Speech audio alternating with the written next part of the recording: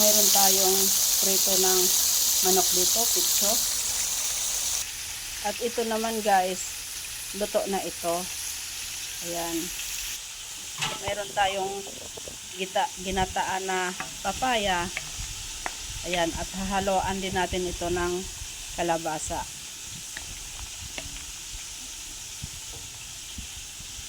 Ilagay na natin ang kalabasa. Kalabasa at sitaw yan guys, ang linagay natin. Yung mga gulay guys na ginataan natin, ang sitaw, in-steam ko rin yan bago ko linagay dito. At ang kalabasa, naka-steam din yan. At yung papaya, para guys na malambot na, madali na lang lutuin, hindi matagal lutuin. Kaya yun ang sikreto na ginagawa ko para sa akin. Nasa sa inyo din yun guys, kung gagawin din ninyo ng ganito. Nai-steam muna yung mga gulay bago lulutuin.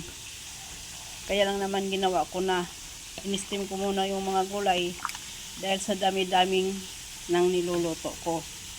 Gusto ko kasi guys na madalian, kaya yon ang ginagawa ko. Ini-steam ko muna yung mga gulay bago ko ginigisa or gataan. Tulad nito, ginataan, ang ginawa ko, in-steam ko na ng papaya at ang kalabasa at ang sitaw. Yan ang pritong manok natin, malapit na maluto. Ito naman guys ang ginataan na langka. In-steam ko na rin ito. Lagyan natin ng siling green.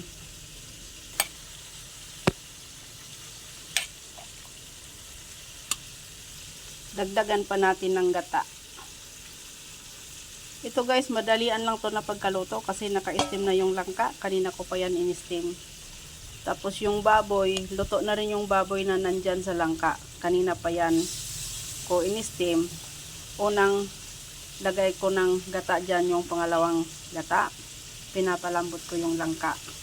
Tapos ngayon guys, na malambot na, ilinagay ko na yung pangalawang gata.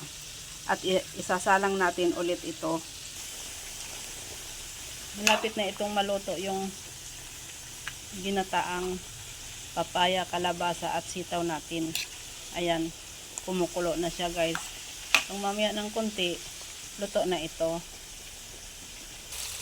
Ayan ang pritong manok natin. Naka golden brown na siya. Kung mamayang konti, luto na rin yan. Luto na ang ginataang papaya, kalabasa, sitaw natin.